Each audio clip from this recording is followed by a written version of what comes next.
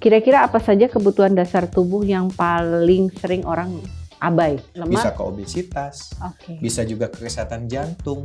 Tidak bisa menyimpulkan kalau semua UIPF itu jelek. Makanya sebenarnya kuncinya kalau makan sehat adalah variasi. Oke. Jadi makan gula sendiri itu sehari maksimal kalau anjuran dari WHO sama Kemenkes 50 gram. Sehari. Oke Bu Leli, ini udah saya sediakan minum. Mungkin boleh dipilih nih, ada matcha, kemudian ada air putih, terus ini juga ada snack. Gimana mau nyobain yang mana nih? Aduh, ini saya nggak berani makan sih, ini takut gemuk. Wah, takut gemuk, kenapa nih? Kan keripik-keripik kan katanya high kalori, bener nggak sih? Ya, jadi ada benernya juga sih sebenarnya. Mm-mm.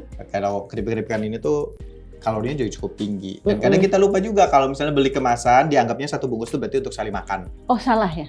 Beda, karena kita bisa lihat tuh di kemasannya Di kemasan tuh biasanya ada nutrition fact-nya, informasi iya, gizi. itu per Nah, tergantung nih. Jadi kemasannya tuh kalau misalnya kemasan yang rata-rata yang sedang, ukuran sedang gitu, yang itu gede bisa kan, sampai panas 4 segini. sampai 5 sajian. Oh, Berarti itu harusnya 5 empat kali- sajian, empat kali kali 4. Iya, 4 Jadi kali jangan makan. sekali makan ya. Betul, karena satu kali makan itu udah kurang lebih 100 kalori. Ya 70 sampai 100 kalori. Berarti kalau kita ngabisin satu kemasan kayak keripik gini ya, biasanya itu berapa sih? 100, Ya, kalau misalnya satu kemasan itu 120 biasanya ya?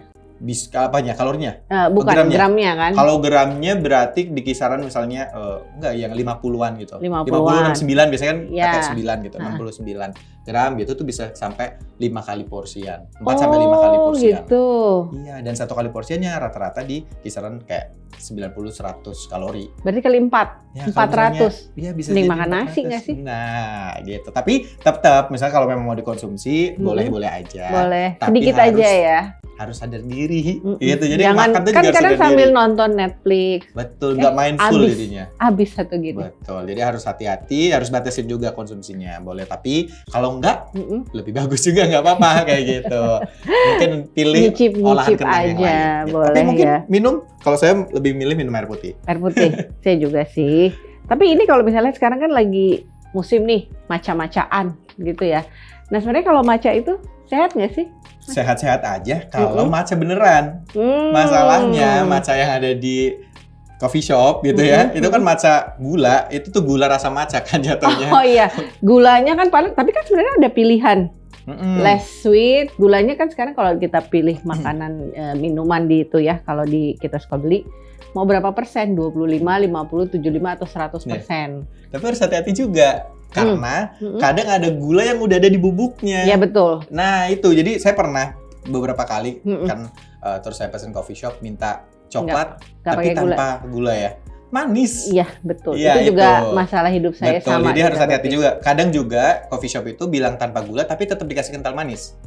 Oh. Nah itu jadinya kan ya manisnya dari kental manis dapet, dari gula kalau kita nggak pakai less sugar atau tanpa gula tuh ya akhirnya dari gulanya tuh kan juga dapat. Tapi udah paling aman air putih atau es teh tawar. Gitu. Tapi kalau misalnya teman-teman homemade bikin sendiri, jadi kan tahu takarannya, ngerti kalau gulanya seberapa atau nggak usah pakai gula kan ngerti sendiri. Iya, Pakai tinggal seberapa. macanya pakai Betul. susu aja ya. Betul, karena kalau di coffee shop tuh setahu saya, pengalaman saya beberapa kali pas di coffee shop itu mereka tuh macanya yang udah ada kandungan gulanya di macanya. Betul sekali, karena dia buat ini ya industri ya. Iya, jadi harus lihat.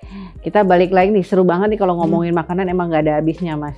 Tapi kalau saya boleh tanya lagi nih ya, kebiasaan kita makan instan ini jika terus berlanjut, itu kira-kira risiko apa sih yang bisa muncul? Penyakit apa yang paling sering?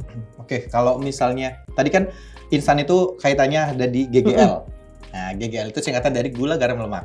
Oke. Nah, jadi kaitan-kaitan penyakitnya kalau gula, nah yang berkaitan dengan gula ya jelas ke diabetes mellitus. Gula pasti diabetes. Nah, kalau hipertensi. asin hipertensi. Iya. Kalau garam-garaman itu ke hipertensi. Nah itu biasanya karena garam. Terus kalau misalnya yang lemak-lemakan bisa ke obesitas, bisa juga ke kesehatan jantung. Nah itu harus hati-hati. Terus kalau misalnya makanan instan kalorinya yang berlebih, itu juga masalah ke obesitas juga tuh, jadi lebih kegemukan kayak gitu. Makanya berarti sekarang tuh banyak juga kan kita usia muda 40-an udah terkena serangan jantung gitu ya. Terus juga usia 40-an begitu cek darahnya, cek darah itu semua bintang-bintangnya udah bertaburan bintang di mana-mana. Nah, itu berarti semuanya dari Makan ya? Kalau dibilang semuanya dari makan tidak bisa disimpulkan sih. Tapi gaya salah satunya ya, dari pola makan. Ya kan nggak cuma makan. Kalau kita makannya bagus tapi nggak pernah gerak, gaya hidup sih ya. Jadi kayak gaya hidup. Jadi makan sehat juga kalau nggak ada aktivitas juga nggak oke. Terus atau misalnya makan sehat udah oke, olahraga udah oke tapi nggak pernah tidur, begadang mulu. Oh iya betul. Kan ada nanya saya kok udah makan oke ternyata tidur juga impact ya. Jadi gaya hidup itu satu kesatuan. Makan, aktivitasnya, istirahatnya. Gitu. Oke, jadi harus balance semuanya. Mas, kalau dari sisi gizi, kira-kira apa saja kebutuhan dasar tubuh yang paling sering orang abai? Oke, kalau yang paling abai, kalau orang Indonesia ya, itu serat, buah, vitamin mineral tuh. Buah pasti ya. Buah dan sayur. Kalau sayur mungkin orang masih makan ya, tapi kayak buah. Angka konsumsi sayur di Indonesia tuh juga cukup rendah. Oh gitu. Ya, kita bisa. Kebutuhan kita tuh kan rata-rata orang Indonesia itu di usia dewasa tuh kurang lebih di 25 gram sayur, 25 gram serat. Oh itu serat ya, bukan gramasi berat sayurnya. Bukan, seratnya. Jadi itu harus hati-hati juga. Nah kadang rata-rata orang Indonesia tuh konsumsi hanya bahkan di bawah 20, bahkan di bawah 10. Yang saya bilang tadi, pesen ayam bakar cuman 2 potong timun. Betul. Ini ya sama 2 potong kol. Itu cukup nggak? Dan kolnya udah irisan kecil gitu ya. Itu cukup nggak? Nggak cukup. Itu dikonsumsi dalam 1 hari, kebutuhan seratnya nggak cukup. Nggak cukup. Jadi harusnya kalau tadi 25 gram serat, kira-kira itu kalau kita 1 mangkok tuh berapa? Kalau 1 mangkok tergantung ukuran mangkok, tapi ya bisa kalau rata-rata mangkok ukuran ini bisa di kisaran cuma 3-4 gram serat. Oh gitu. Ya masih sekitar itu atau 5 rata-rata bisa. Jadi kita harus makan berapa banyak sayur nih? Nah, makanya sebenarnya kan serat itu kan nggak cuma dari sayuran. Serat itu ada dari buah-buahan juga ada. Dari kacang-kacangan itu juga ada seratnya. Oh, kacang ada seratnya. Sereal itu juga ada seratnya. Makanya sebenarnya kuncinya kalau makan sehat adalah variasi. Jadi makanlah yang beragam. Nah, pesan gizi seimbang. Nah, balik ke pedoman gizi seimbang. Pedoman gizi seimbang nomor 1 adalah makanlah yang beragam. Oke, jadi jangan cuman tadi nasi ayam timun 2, lebih beragam lagi. Lebih beragam lagi, dan kalau misalnya nih, hari ini aku udah makan ayam. Nah, boleh tuh besok tuh jangan ayam terus, boleh besok jadi ikan. Boleh besok misalnya jadi daging. Jadi tinggal kita pinter-pinter nambah makan sayurnya gitu. Tapi nggak cuma sayur. Untuk serat tuh nggak cuma sayur. Buah tadi ya? Dari buah, kemudian dari kacang-kacangan juga ada seratnya. Oh, saya baru tahu kalau kacang-kacangan itu ada seratnya. Nah, dari serealia juga ada seratnya. Kalau kayak kacang almond gitu tuh ada seratnya ada juga? Seratnya. Oh, makanya kalau makan kacang-kacangan itu cepat kenyang ya? Betul, makanya kayak beras tuh. Makanya kan beras kan ada beras yang seratnya tinggi, ada yang seratnya biasa aja. Nah, seratnya tinggi itu kayak misalnya beras merah.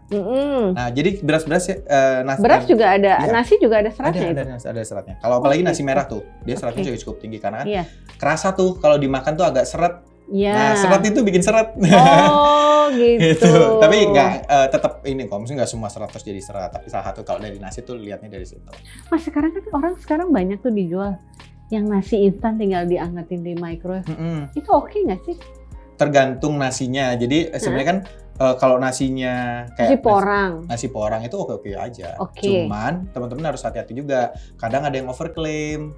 Iya, tapi kan maksudnya dia bukannya masuk ke dalam proses food tuh. Karena kan udah ditempatin, tinggal dimasukin di microwave. Nah, makanya ketika kita ngomong masalah processed food atau ultra processed food gitu ya. Ultra processed food itu memang banyak negatifnya nih gitu. Tapi sekarang tuh banyak penelitian juga yang ngomong kalau tidak bisa menyimpulkan kalau semua UPF itu jelek. Makanya kita sebagai konsumen terus bijak baca komposisinya. Oh, yang penting kita harus rajin baca ya. Baca label kemasannya lah pokoknya itu selengkap mungkin. Kalau memang kita bisa pakai yang real food itu lebih baik. Tetapi kalau memang posisi lagi nggak bisa makan real food, gitu ya. Kayak lagi traveling ke Eropa kan kadang ya cari nasi susah ya. Betul. Jadi ya udah kita pakai yang instan is oke. Tapi kalau biasa aja ya makan nasi lebih gampang ya. Tapi tetap harus bijak lihat di label kemasannya. Iya. Makan nasi juga jangan porsi gunung. Ya, yang tadi kita udah bahas tuh. Jadi yang tadi ya kita bahas di depan kalau ada porsi khusus di namanya isi piringku. Iya, betul. Nah, saya mau lanjutkan pertanyaan nih. Mas, menurut Mas Wira, langkah praktis apa yang bisa dilakukan masyarakat di sahabat-sahabat BC Life untuk menyeimbangkan pola makanan yang bergizi? Oke, kalau langkah yang paling sederhana sebenarnya banyak sih yang bisa kita lakukan. Yang paling gampang kalau misalnya kayak Mas Wira lah masih single gitu, apa sih yang supaya kebutuhan gizinya terpenuhi ini apa sih? Jadi pertama kita harus beragam. Tadi yang kita ulangi lagi beragam. Oke, makannya jangan itu mulu. Iya, beragam aja udah. Karena kita nggak ada makanan harus warna-warni gitu ya. Karena nggak ada makanan yang sempurna, jadi kita harus beragam gitu. Kemudian bijak baca label kemasan. Nah, baca gitu ya. Karena kadang orang cuman baca apa yang dibaca label harga. Iya, label harganya doang. Jadi kadang udah yang lebih baik tuh baca kadaluarsanya doang. Oh iya. Nah, label harga kadaluarsa, nutrisi nggak peduli. Nah, orang-orang tuh belum aware ke sana. Makanya harapannya sih ini sahabat BCLF udah lebih aware lagi nih. Udah sering dong meliterasi di konten-kontennya untuk baca label nutrisi. Betul. Ya. Nah, tapi kan kadang produsen itu saya memang suka membaca label kemasan. Trikinya itu kecil kayak kutu. Iya. Makanya nggak bisa kebaca. Benar. Makanya sekarang itu sebenarnya kemarin itu kan ada aturan dari pemerintah. Ada aturannya kok. Ada aturan maksimal font paling kan? kecil tuh berapa. Iya, karena kami juga di industri asuransi, kita kalau di brosur itu sudah diatur. Betul. Jangan sampai orang nggak bisa baca. Nah, kenapa kalau di kemasan tuh BPOM kalau nggak ngatur? dia izin BPOM, sebenarnya harusnya BPOM dong. Ada. Kalau misalnya mereka punya nomor izin dari BPOM ya, itu harusnya ukurannya sudah sesuai sama persyaratan dari BPOM. Ada. Tapi kalau di BPOM sudah aturannya. Oke. Nah, cuman masalahnya tetap mau ada aturan itu pun masih kurang masyarakat tuh masih kurang mudah memahami itu karena cukup sulit memang baca label kemasan itu. Kalau kita nggak belajar, mereka nggak mudah. Karena saya baca-baca, jadi kalau misalnya di label kemasan itu kandungan katanya yang paling nomor 1 itu yang paling tinggi kan? Iya, 1, 2, 3 komposisi ya. 1, 2, 3 itu pokoknya. Jadi kalau misalnya di kemasannya sudah paling tinggi lemak, ya berarti lemaknya. Oke. Jadi kalau di komposisi itu benar. Jadi di komposisi misalnya keripik nih. Kalau kita beli keripik, terus komposisi nomor pertama adalah kentang, berarti itu kentangnya paling banyak. Tapi kalau komposisi pertamanya adalah gula, ya berarti gulanya yang paling banyak. Berarti kalau misalnya tepung misalnya, berarti tepungnya paling banyak dibandingkan kentangnya. Jadi harus hati-hati teman-teman baca di situ. Nah, jadi tapi kalau misalnya nih kayak saya nih, ibu-ibu ya, kita kan kalau saya paling ini concern kalau masalah susu anak. Kan susu sekarang banyak banget ya. Saya suka baca tuh kemasannya.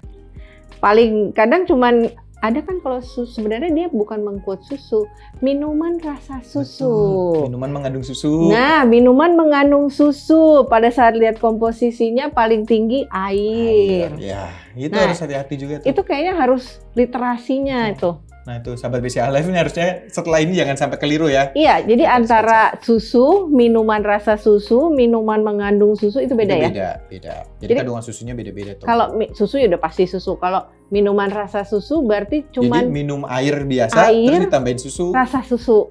Kalau minuman mengandung susu masih lebih oke ada kandungannya. Itu ada batasan misalnya 50%, 60% disebutkan. Itu batasannya khusus juga dari BPOM ada masing-masing. Jadi angkanya masing-masing mengandung susu itu apa maksudnya, kemudian yang rasa susu itu apa maksudnya tuh dari BPOM ada aturannya masing-masing. Kayak dulu kan kita ngomongin itu ya susu kental manis sebenarnya kan itu bukan susu. Dan ternyata bukan susu ya. Itu ternyata rasa susu ya. Hanya mengandung si perisa susunya aja. Rasa susu kan. Sekarang makanya namanya jadi kental manis aja, creamer kental manis gitu.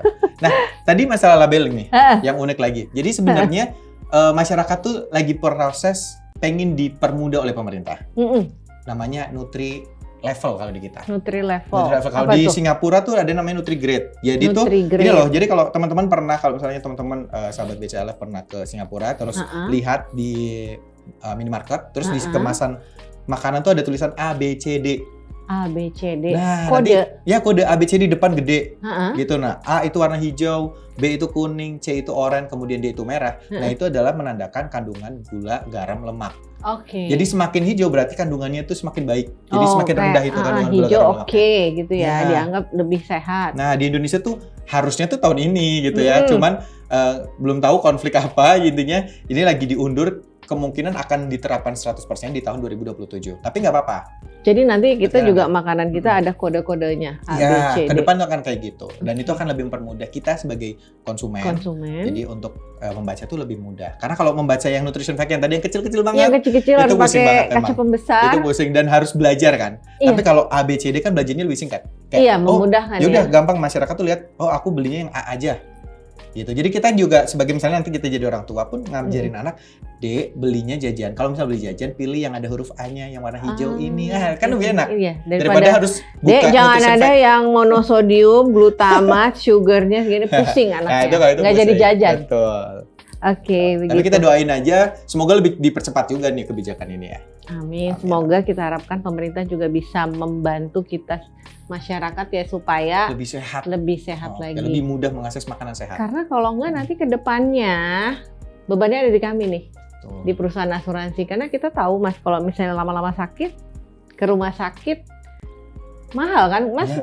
Ini nggak sih sudah dengar berita-berita bahwa sekarang biaya rumah sakit itu tinggi? Iya. Kan saya kerja di bagian kesehatan, jadi memang cukup tahu kan, memang inflasi kesehatan, inflasi medis itu tinggi, makanya kalau bisa ya amit-amit kita jangan sampai kita sakit.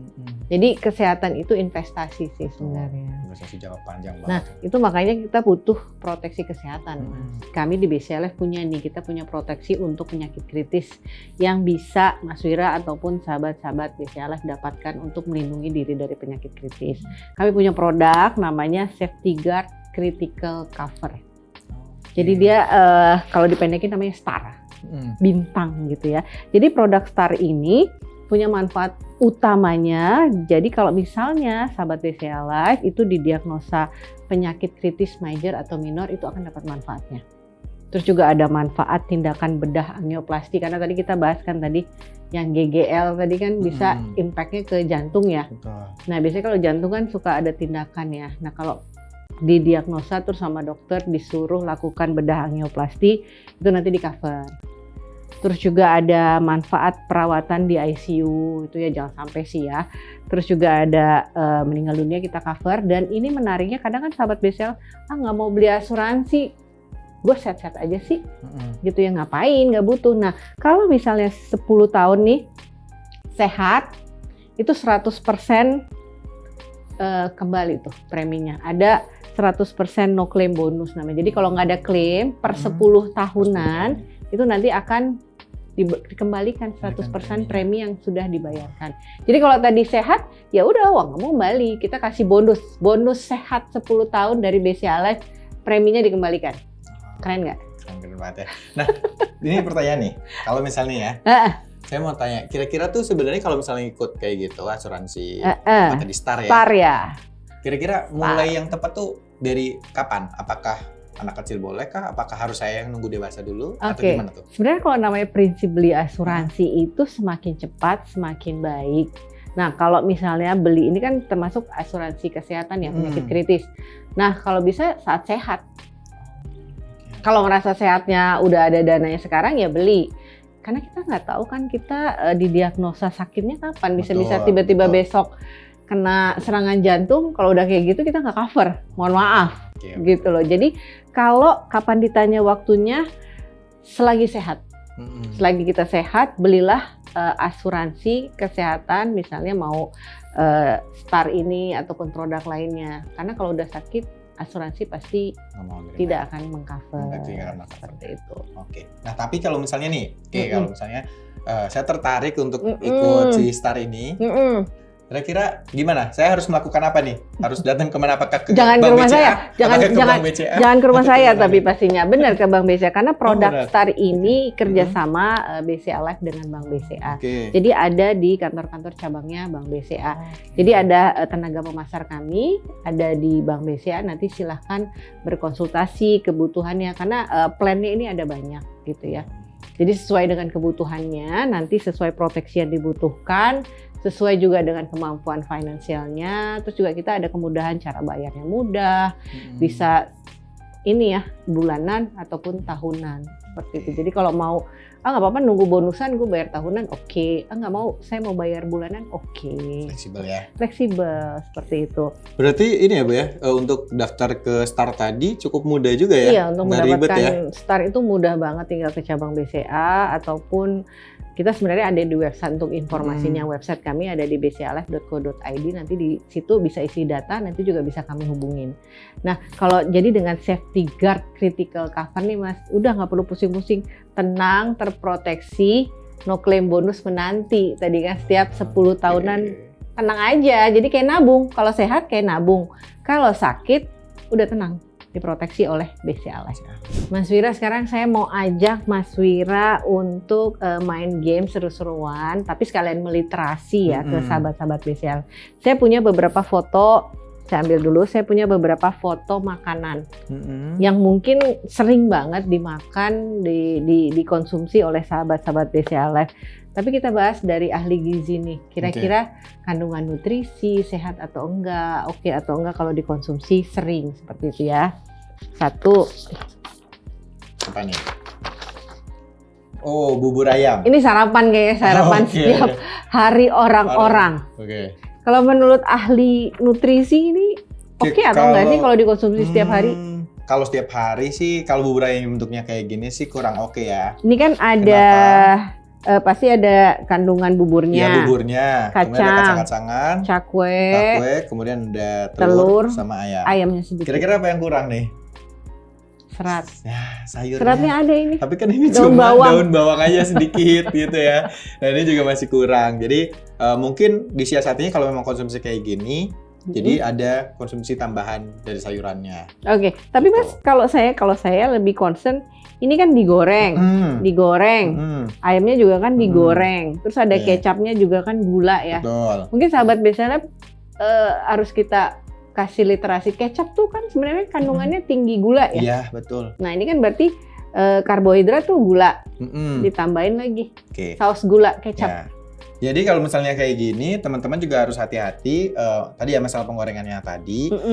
Bukan berarti kemudian teman-teman nggak boleh konsumsi ini. Boleh lah, sesekali tuh nggak apa-apa gitu. Atau mungkin zaman sekarang tuh sebenarnya banyak pilihan bubur-bubur juga yang misalnya ayamnya suwir, tapi yang nggak begitu banyak minyak gitu. Kemudian telurnya ada yang full rebus tanpa pakai bacem gitu kan, kadang ada telur bacem itu juga bisa tuh. Kemudian nanti tambahin kalau misalnya cakwenya mungkin bisa di take out juga nggak apa-apa. Cakwenya mintanya cakwenya sedikit. Atau nggak usah pakai cakwe juga nggak apa-apa gitu. Bubur kan juga tetap jadi bubur kalau nggak ada cakwe kan. Iya, karena kan gitu. Kalau cakwe itu juga kan karbohidrat karbo juga gitu. Jadi biar nggak double karbo itu bisa disiasati. Atau misalnya mau double karbo tetap berarti nanti porsinya yang dikurangin. Jadi porsi buburnya dikurangin gitu. Nah, tapi teman-teman juga harus hati-hati karena bubur ini kan berarti dia karbohidrat simplek. Nah, karena dia sudah dimasak lama dimasak sama udah halus gitu. Jadi tidak ada bukan tidak ada, tapi jadi ketika di pencernaan itu cukup cepat diserapnya. Oh, makanya kalau makan bubur cepat lapar lagi ya? Ya, cepat lapar lagi. Jadi harus hati-hatinya di situ. Apalagi kalau misalnya buat orang-orang yang udah diabetes mellitus. Oh, makanya kalau diabetes tidak dianjurkan untuk makan konsumsi bubur-buburan. Gitu. Lebih mending nasi biasa aja. Ya, nasi biasa atau nasi merah itu juga boleh. Ini untuk bubur. Jadi boleh.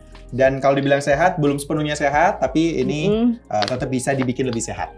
Oke, jadi kita usahakan kita membuat bubur ini lebih sehat. Betul. Oke, kalau ini kayaknya mengkuat makanan sehat. Bener nggak sih sehat? Ya. Breakfast bowl. Oke, kalau ini ada kandungannya kan, buah. Ini yogurt biasanya nih. Ini cereal. Oke, kalau dari sini sebenarnya dari yang kurang ada di proteinnya. Protein. Kan? Proteinnya kan masih kurang nih. Di sereal memang ada proteinnya, tapi kan tidak sebanyak itu. Tapi atau biasanya dari yogurt kalau ya? Yogurt protein. Oke, proteinnya atau misalnya bisa. Kalau di sini kan kadang alpukat kan proteinnya. Oke. Jadi kalau ada alpukat kayak misalnya smoothies-nya pakai alpukat lebih sehat lagi ya. Oke. Alpukat kan tapi protein alpukat juga nggak setinggi yang protein. Iya ya, hewani ya. Okay. Nah, tapi sebenarnya nggak apa-apa, tetapi perlu hati-hati juga yogurtnya. Kenapa? Yogurtnya kira-kira yogurt yang instan atau enggak? Karena kalau yang instan kan kadang gula. Ya? Nah, jadi kalau yogurt udah manis-manis nih, buahnya manis. Kalau yogurt sebaiknya apa? Yang Greek yogurt? Kalau bisa yogurt yang Greek atau plain gitu, yogurt plain atau yogurt. Yang sekarang kan sudah banyak tuh cara membuat yogurt ya. Jadi ada tinggal susu dikasih biangnya yogurt, itu lebih sehat ya? Ya, atau kita ubah nih, yogurtnya jadi bikin pakai smoothies juga nggak apa-apa tuh. Smoothies tuh berarti smoothie misalnya pisangnya tuh di smoothie, jadi pisang di blender sama susu.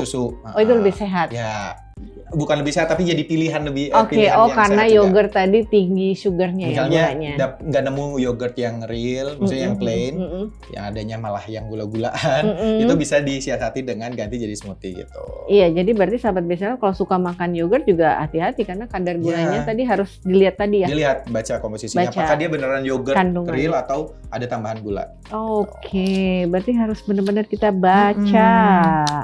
Nih. Minuman jus kan sehat ya? Jus sehat. Kalau saya lihat ini, jus sehat. Tapi kalau jus kemasan gimana nih?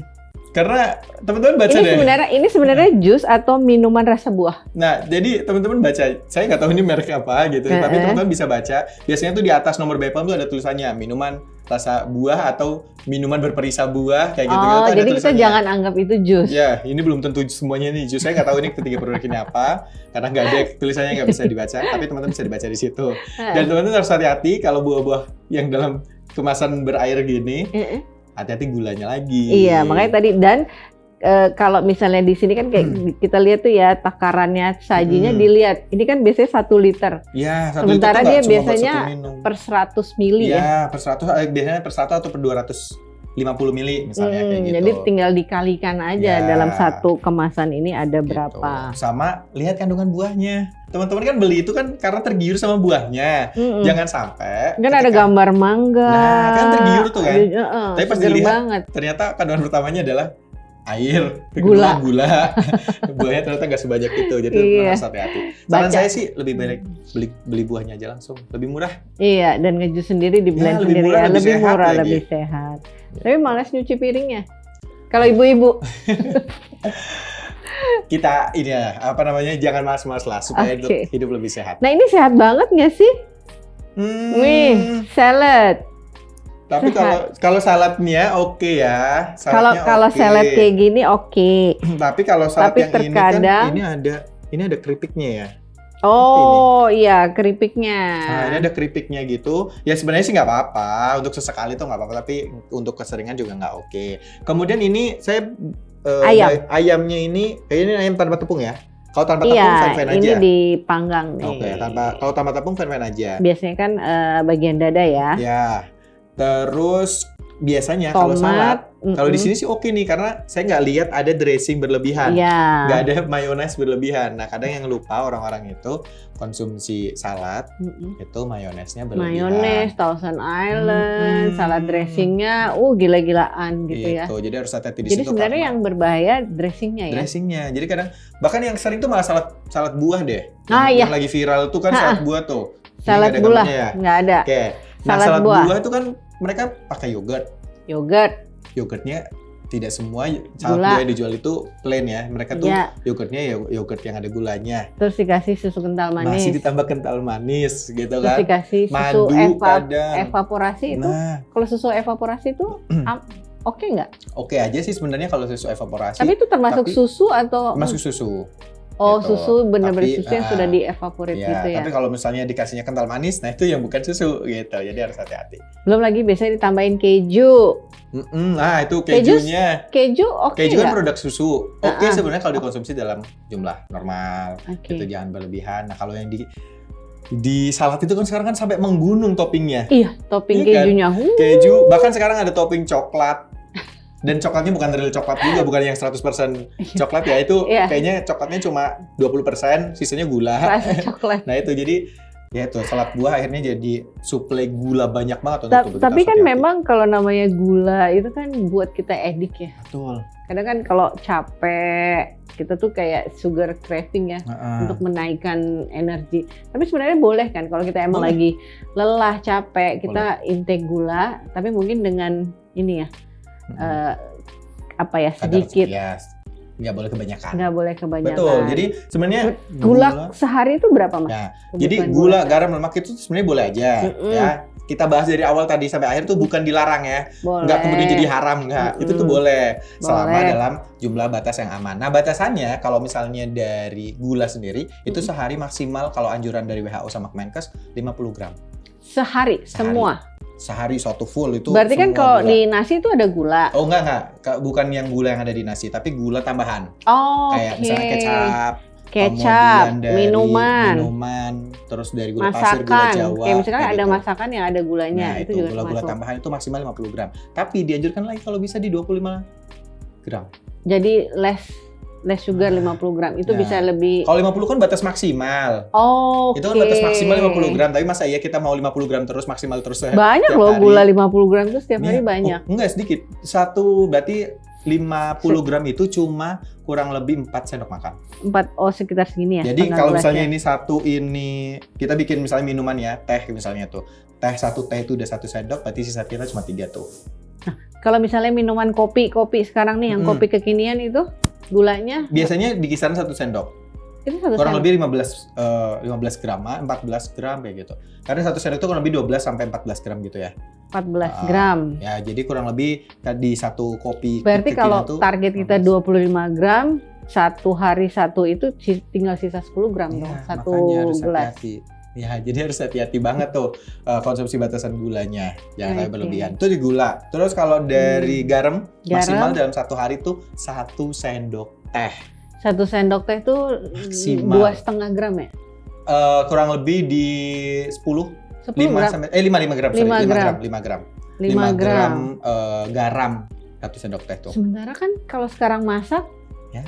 Tapi kan masak kan satu masakan buat rame-rame ya. Itu kan 1 sendok teh itu untuk per orang. Kurang lebih 2000, kalau misalnya pakai miligram natrium itu 2000 miligram natrium. Itu udah termasuk kalau misalnya tadi kita makan di keripik.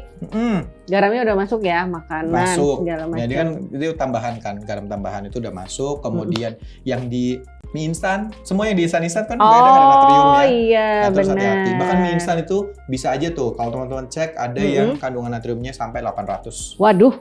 Miligram natrium. Sedangkan batasan kita 2000. Nah, itu. Jadi harus hati-hati. Ada yang 1000 bahkan.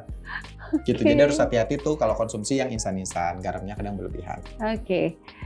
Sahabat BCL ini seru banget kita ngobrol dengan Mas Wira nih ya, nggak terasa udah sejam ya.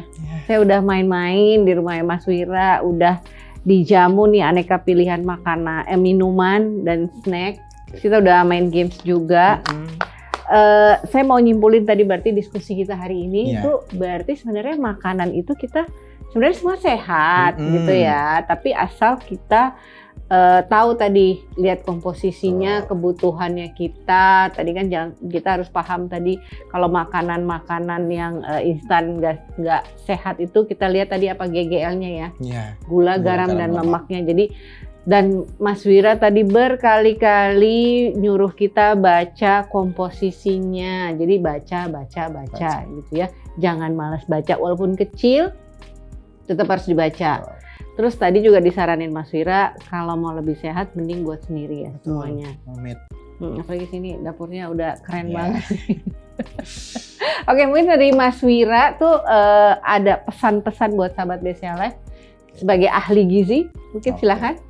Kalau pesan saya untuk sahabat BCL Live, tetap jaga kesehatan, gitu ya. Tetap jaga pola makan. Ingat kesehatan itu nggak cuma dari makanan ya, dari aktivitas fisik juga, dari pola tidur juga. Jadi gaya hidupnya harus benar-benar paripurna gitu ya. Jadi jangan lupa untuk jaga kesehatan. Dan kalau dari sisi gizi, jangan lupa baca label kemasan, ingat kebutuhan kalian dan makanlah yang beragam. Ikuti pedoman gizi seimbang. Oke, terima kasih Mas Wira. Ini diskusi yang kalau menurut saya ini daging semua karena terus terang saya juga banyak ilmu yang saya dapatkan. Apalagi buat sahabat-sahabat BCL Live ya, semoga topik bahasan kita, diskusi kita hari ini bermanfaat dan menambah wawasan pastinya ya. Terima kasih juga Mas Wira sudah diizinkan saya main ke sini nih, rumahnya keren banget. Terima kasih juga udah berkunjung ya. Iya. Dan sahabat BCL Live, sampai di sini dulu podcast kita hari ini. Dan nantikan pastinya podcast berikutnya dengan narasumber yang pasti nggak kalah kerennya dengan hari ini. Tapi jangan lupa subscribe, follow, dan like podcast BCA Live. Kami ada di Spotify, YouTube, dan Noise BCA Live. Sampai ketemu.